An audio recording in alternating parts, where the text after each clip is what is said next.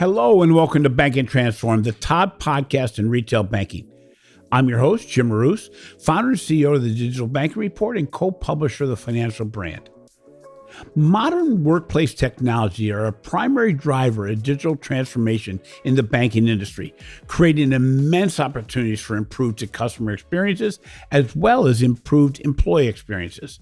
With increased competition from both fintech and big tech firms, what are the most important technologies in the workplace that can transform banking services and make banks and credit unions more future ready?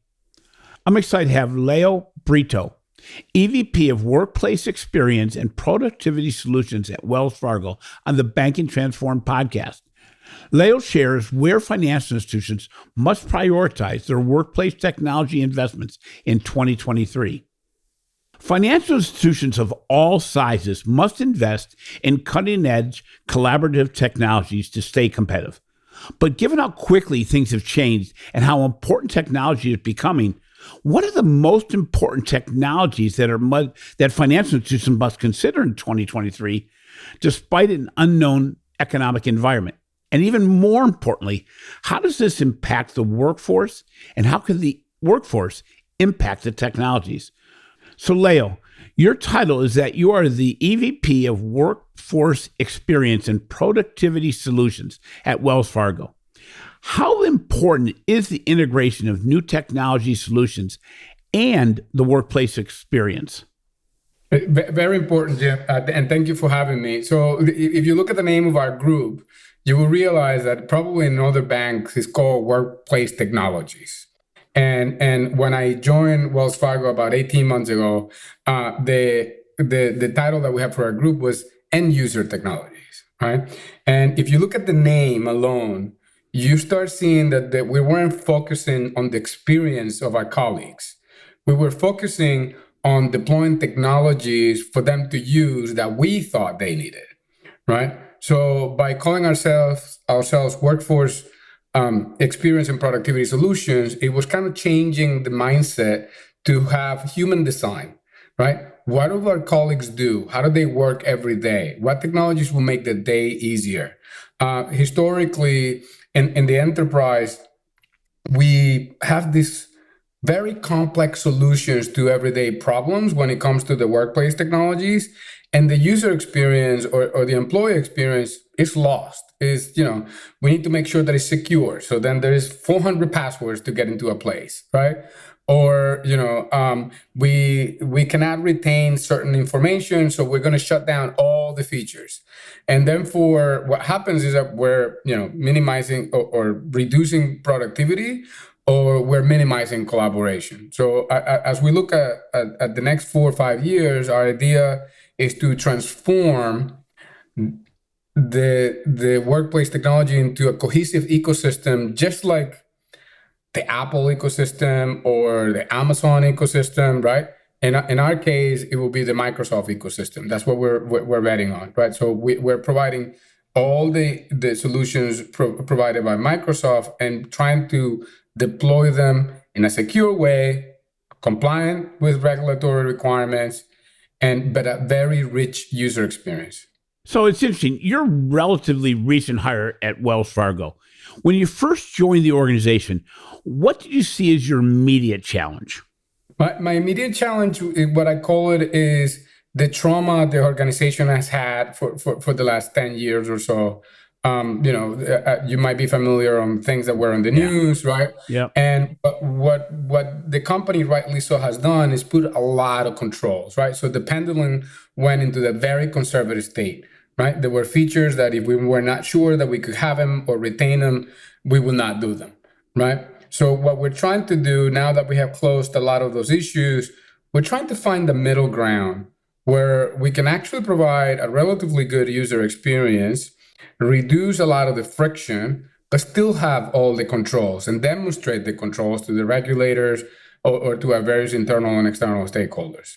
So this really becomes, in a way, a trust issue, doesn't it? Because, the employees thought they were getting beat up by the marketplace quite a bit. And in a way, they were beat up by their own organization just because so many more controls had to be put in place. But really, what you're doing now is opening the dynamics while still keeping the controls there. But it really gets down to a trust issue, doesn't it? To a certain extent, I think the trust issue, I wouldn't call it a trust issue. I wouldn't say beat up. I think the employees were conscious of the situation that the company was in, and they were willing to accept the controls. What you're gonna find interesting is that as we're trying to make things easier, we're still getting a lot of questions from our own employees about, "Are you sure? Yeah. Can I do this?" Historically, right? Yep. Because there is a group consciousness that was created around all these issues where everybody like actually and when you read things on the news, you start thinking that people just don't care. And what my surprise was, like, people actually care a lot, right? One of the few things, or one of the most important things that I like about this company is how proud people are working at Wells Fargo, right? So they're just not, if you can say that the trust issues is about me because I'm new, right? Here comes this guy trying to do something completely different. He probably doesn't understand that we need to have all these controls and we need to shut down all these features because we need to make sure that our reputation doesn't get damaged. So you were in the financial services industry before Wells Fargo. What is the biggest change that you've seen in the banking industry around workforce technologies, even since 2 years ago? Accepting that moving to the cloud is inevitable, right? So the productivity suite being on the cloud, the data being on the cloud, your personal storage or your corporate storage being on the cloud, and how to secure them. Like I've been in the banking industry for about 25 years. I think our biggest fear was, how do we control the data? How do we get comfortable that companies like Microsoft, Google, and Amazon know how to control and secure our data the same way we do it ourselves? And when you think about, on-premise, there is a sense of security because you have a lot of control. You see all the widgets. You can potentially shut down all your links and nobody can get in, right? When you look at most of the data issues that some companies have had, they've been attacked on-prem, and we haven't seen that massive attacks on the cloud yet. I think we will see them, right? Yeah. And we will learn from those. But historically, the bigger attacks have been to corporate sites, not necessarily cloud sites. So when you look at 2023 and you look at your role at Wells Fargo in the whole workforce management, but also in the deployment of technologies, what is on your priority list for 2023? My priority list is, there's a few things, right? But the first thing is understanding my colleagues. I don't think we have done a good enough work to understand what every single role in the company does and how they do it and how they would like to do, right? And defining what are the friction points. I think historically, when company talks about personas, the way I see it is that we actually create profiles of people, but that's not necessarily a persona, right? Like, if you think about personas, you got to look at their journey. How does the day start? How do the day changes throughout the day? What are the multiple things that I do throughout the day? What styles do I have throughout the day? And how does my day end? Right. And I wrestle with the idea, when you think about persona creation, people think, okay, 6 to 8, right? We have 240,000 users, right? Or 240,000 employees. Do you want to narrow them down to 6 to 8? We have five to six different business units that do radical different businesses, right? Even within banking. I think it's probably treating each one of those divisions as its own set of personas, and then go through seniority of those roles. My experience has been that the junior people work one way, the middle management works another way, and the senior management works another way. The other thing that I want to make sure as part of the persona development is, I would like to understand, how do we, the young part of the workforce, right? Those people that we get right outside of school. I truly believe that we brainwash them when we bring them into the enterprise. They're used to working in a particular way that is very productive for them, very easy, right? And I think a lot of them have not seen, to be honest with you, Microsoft, when they first joined an enterprise, they probably were on Chrome, or they were probably on Apple, right? Like those are the things that are popular with the younger population. And the first thing that we introduce them is like, all right, so you got to log into a VPN. You got to put 3 passwords before you log in, right? And they get adjusted to it as every human gets adjusted to friction. But I would like to figure out like, how do I make it easy for them so they when they do this jump from whatever they come to into Microsoft, they have this unique experience, right? Where they can just use their face recognition, and we are comfortable that at the enterprise level we are doing the right things in terms of security. And you open your computer or laptop or anything, everything I have is there, right? Yep. I also would like to start implementing more data analysis proactively. I don't want to call it AI or machine learning, but we're not even using data to understand. It's like, well, what does Jim use every day? How long does he spend on Outlook? How long does he do Teams? How many emails that he sent? And start figuring out, okay, so Jim probably should have more knowledge about this thing that he's not using, and proactively sent you something that says, Jim, do you know if you do this, you will save 2 minutes? I also can if I look at the data more closely, I can also see Jim's systems are having issues. They're overloaded, and be proactive and do some self-healing or self-cleaning stuff. So, Wells Fargo, just like virtually every legacy financial institution of all sizes, is somewhat playing catch up on both the employee and customer expectations around digital transformation. How do organizations like Wells focus on the employee experience instead of simply trying to use technology to cut costs? I don't think we see it as using technology to cut cost. I think we can increase productivity by reducing friction, is the way we are seeing it, at least with our colleagues. And the digital transformation from how the bank does business is not part of my realm. But like my remit is, how do I make the average employee more productive and save them time so they can do the business at hand? I think they wrestle with technology too much, and that's what we're trying to transform. Now, you could argue as well that Wells Fargo was a little bit behind, or had not aggressively pursued this transformation in the workplace. But I think we're in a position of advantage to a certain extent, because we have seen what other people have done, and I think we can jump that step and move to the forefront. So you talk about giving the tools to the employees.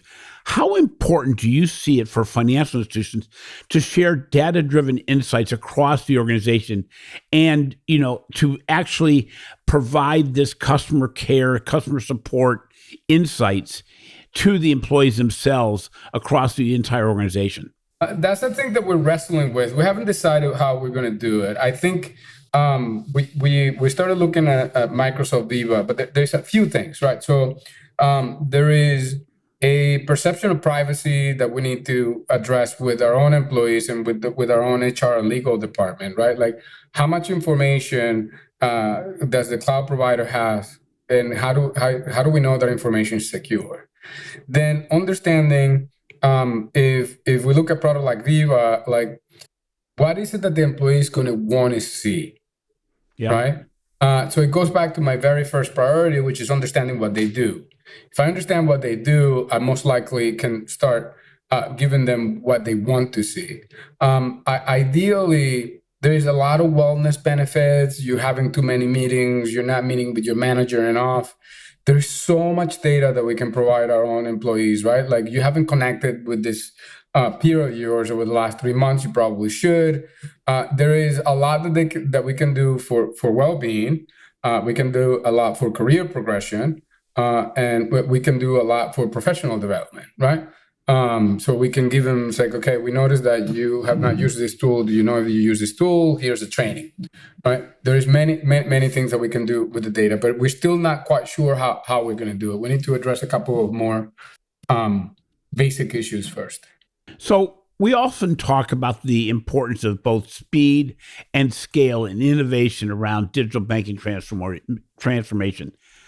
How do you help to support increasing speed of innovation among the workforce and to improve the employee experience? That's an excellent question. So it's not easy. What we've been trying to do is have probably three or four initiatives going on at the same time. So if you think of one initiative is just steady deployment of things that we know, if you think about VDI, for example, virtual desktop, right? And then at the same time, we have another initiative looking at cloud desktop. And at the same time, we're looking at something more native where everything is, we're calling it a cloud PC, a cloud desktop, right? So I ship you a device. The device comes directly from the manufacturer. You log in with your Wells Fargo credentials, and the device builds itself, gives you all the applications you need, and then you're ready to go, right? So innovation has to be done like that. So the last one is probably the one that we think is going to be the future, and we start deploying to pockets of the firm. When you have a good solution in my space, particularly, you get calls about I want it. So if nobody's calling you that I want this solution, your solution is probably not good enough. Right. Right? So the other thing that we're trying to do is I have a specific group that is looking 2 years ahead. Because I think that sometimes we concentrate too much on the present. And what I tell my team is like, I want to look 2 years ahead. So when the present becomes the past, we're ready for the future. Right. So it's like we look at projects as a holistic sense. It's like we're done in 2025. Now we're gonna look. Right. By the time you look and you solve, you already dated yourself. If that makes sense. Right. Hopefully that answers the question. Yeah, it does. It does. It's interesting too when you talk about the management of people, which you do, and you also work to make it so the people do a better job. It really is a different world than it was 2 years ago because many of us are remote at least certain days of the week, and it makes the management of employees different. How have you adjusted as a person to a work from home or remote work environment, and what have you done to make it more personal?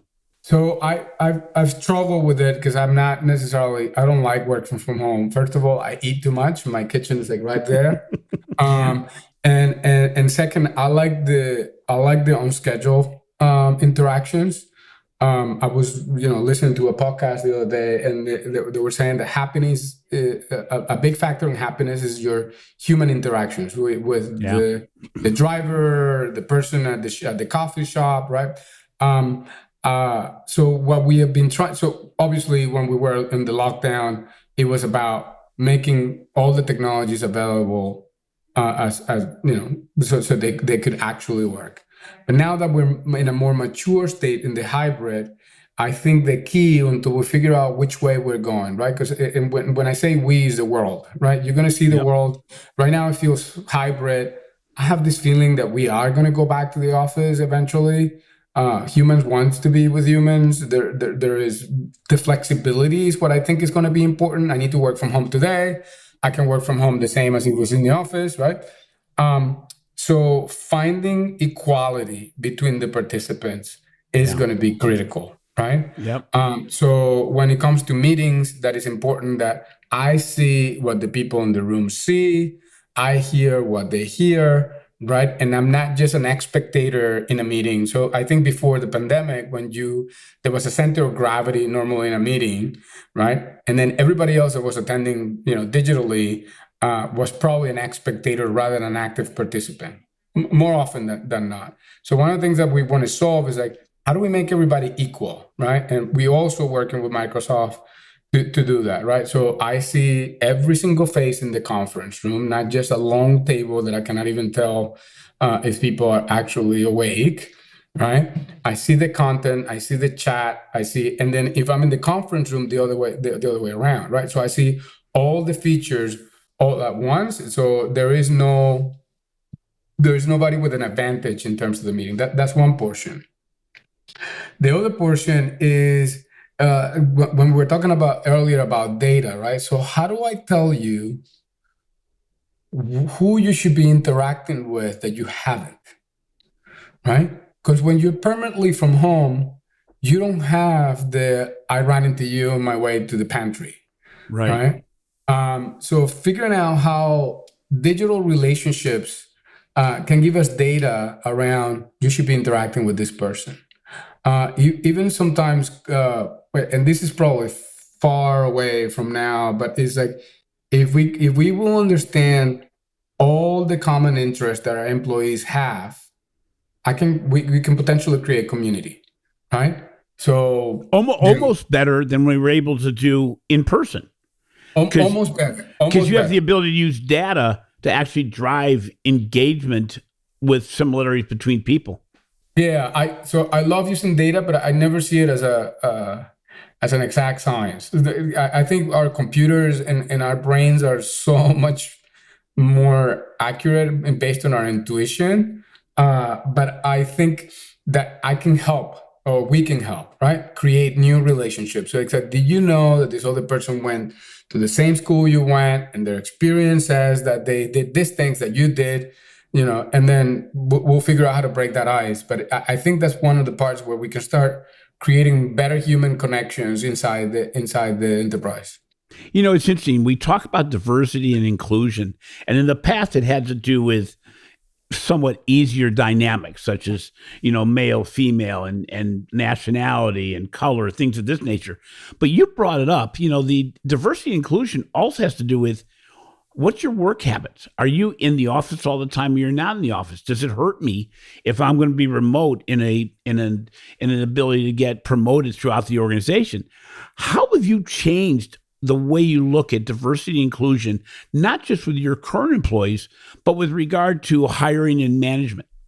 So inclusion, I'm going to focus on the inclusion portion rather Yep. than the diversity portion. I Yep. think the diversity portion is a complex topic, and I'm very passionate about it. But the inclusion is what I said before. It's about equity. So regardless of who I am and where I'm at, I should feel included and not left out of a conversation, of our interaction, of a project. So how do I figure that problem out? Or how my team and I figure that problem out? That's going to be super important, because that is going to drive the diversity as well, right?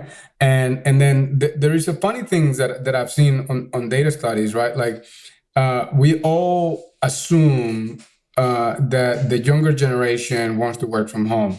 The fact is that based on some studies, no, they actually want to come to the office, right? It's us in the middle of our lives. Well, I'm probably on the third portion of my life, but on the middle of our lives, that we have a little bit more complicated lives, and we have errands to run and kids to take to doctors. But so when you're younger, like, you tend to be more social. So you want to be in the office so you can interact with people. So how do we find the balance of concentration at the office and concentration remotely? And how do we bring those two together? This show is sponsored by FIS. You may already have payments embedded in your software platform, but do you have the flexibility around how those payment experiences are created? What about the control of your pricing or the ability to use your own branding? Chances are you probably don't. Discover WorldPay for Platforms, a payments platform that puts you in control and puts your software customers first. This all-in-one payment facilitation platform offers more than just embedded payments.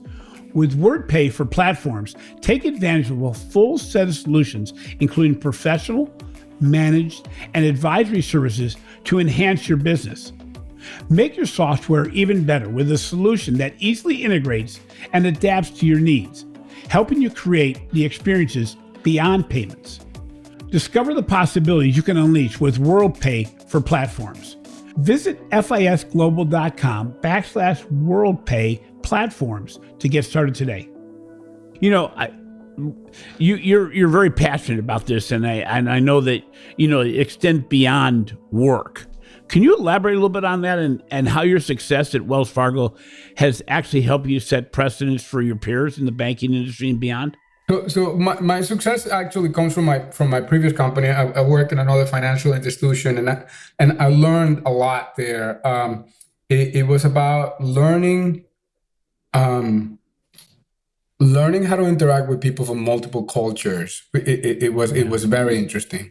I was very lucky to have a lot of interactions with my team in India. I had a team there since 2002, I want to say, right? And then I lived abroad in Japan for a year. It gave me another view. And when people say something that sounds almost cliche, it's like, diversity is about diversity of thought, right? But I actually saw it, like, going to places and being there for extended period of time. So now I think that when I build teams or when I'm in companies where there is a diversity of thought, I think we can all be successful, right? You learn new behaviors, you learn new ways of thinking, you start thinking broadly. So I think the at Wells Fargo, at least at my level, I'm seeing that. I think we need a lot more work when it comes to diversity. And ethnicity diversity is important to me. Obviously, fairly brown. But I think it is a good start. Is a nice place. The other thing I think is super interesting to me since I joined Wells Fargo is the customers that we have for the firm are most of our customers are everyday Americans. And I think that the fact that we have those customers also relates to our employees. So I've seen a lot more diversity on our workforce, right? Because Right. we have to, right? Because those are our customers as well. So I like that a lot. So we're going to make a little shift here. A lot of what you do involves partnering with outside partners that can drive technology and innovation, can drive scale and speed. How is your success with your technology partners actually set an example for other organizations? I mean, what do you see that works, and how much do you actually let go between developing internally and using partners? My personal preference is always using partners first. Unless we are going to do something that is a business process that is critical to the firm or how we help our customers, I think we're not experts on cloud, or nor we should be. I think partnerships. If I use a Microsoft as an example, I think having access deep into their bench is what is important to me when I look at a partnership, right? Having relationships with the engineers, with their managers, right? Not just your account team. And I think with Microsoft, we're being very successful at having all those layers of interactions, right? Also being transparent with each other, right? So I think when I'm asking for a solution for something that is too narrow for my industry or even for my bank, we together look yet for another partner that can solve that for us. So if you think about all the regulatory things that we have around communications, electronic communications, I cannot expect for Microsoft to solve every issue. I would like them to help me, right? But we also together can actually help other partners that they have that can solve problems for the whole ecosystem. So partnerships are critical here. I think teaching your partners why you think the way you think and why the you have such sometimes odd set of requirements. It allows and that information translating all the down to the engineering teams is where we can actually get better over time. Hopefully that answers your question. Yeah, it does. As you look to 2023 and beyond, what do you see as the three most important workforce technology and digital transformation trends for next year and beyond? So the ecosystem, like I mentioned before, so having a enterprise ecosystem where you can access all your data and your applications, not only that you can access it, that's a given, right? You need it to do the work, but you can access it however you want. You can access it in the office on a corporate device. I can give you a corporate device to carry with you. You can access it on a personal device. You can access it like on a tablet, like on your phone. I think that's going to be critical. I think our workforce is going to be more mobile. I think people are going to change how they behave in terms of we used to think, I'm coming to the office and I'm going to just sit at my desk. If we go back to the office and we do that, I think we failed, right? I think we need to provide people spaces where they can sit and do concentrated work, but we need to provide them spaces to collaborate more freely and unbound. I think conference rooms are very constricted, right? It's like if the two of you want to have, we will sit on a couch, we both have our tablets, we can just write and draw and do a lot of things that are not necessarily a theme for the banking industry. If you think about the tech industry, they probably do it more often than we do. I don't think they're perfect, but that's what I think we need to do. That's what is important in the future. The mobility of the ecosystem, and I can access it, and I can just work however I want to work at that given moment. It's not a constrained set of. It's not a rigid way of working. So your career has really been at very large financial institutions. Everything we've talked today about, can these type of strategies and implementations be done at any size organization? Is it just driven by the biggest? Or can these ideas, these strategies that you've discussed today in the workforce be implemented at any size? I think it can be implemented any size as long as you understand the users, right? And segment your market accordingly. I think the scale was complex when you were doing on-prem stuff. You needed more servers and you needed more things and bigger data centers, right? But I think with the maturity of the cloud, I think deploying 50 and deploying 240,000 is becoming almost irrelevant as long as you have done the pre-work and the engineering and the controls and the right identifying the right requisites. So I don't think scale has anything to do. I come from a firm that was like 60,000 workforce, including employees and non-employees, and now I'm in one that is 260,000 or 240,000. Big difference between the two. I think the larger firms have a little bit more red tape, right? But from a technology perspective, if I can solve it for all the right personas, I should be able to scale. Like the one thing that's been impressive to me is that when I was a smaller firm, it will take us a year to deploy 50,000 users, right? Here we do weekend deployments of 40,000. Right? Wow. So we almost finished rolling out teams for the entire firm, right? Included users that have some regulatory requirements. And we're doing 30, 40,000 a weekend. It was just crazy. I was super impressed. And we probably have the largest deployment of teams in our financial industry now. Yeah, it's amazing how we have functionality-wise have really transformed from the standpoint of being able to do things quicker and easier to deploy better technologies. Thank you so much for being on the show, Leo. I really appreciate your time and your insights onto workplace technologies and transformation. Thank you for having me. Thanks for listening to Bank and Transform, the winner of 3 international awards for podcast excellence. If you enjoyed today's interview, please give us a 5-star rating in your favorite podcast app. Also, be sure to read my recent articles on the financial brand and check out the research they're doing for the Digital Banking Report. This has been a production of Evergreen Podcasts. A special thank you to our producer, Leah Haslage, audio engineer, Sean Roll-Hoffman, and video producer, Will Pritz. I'm your host, Jim Marous. Until next time, remember that investing in technology is only the first steps. Organizations must commit to integrating these new technologies with the people throughout their organization.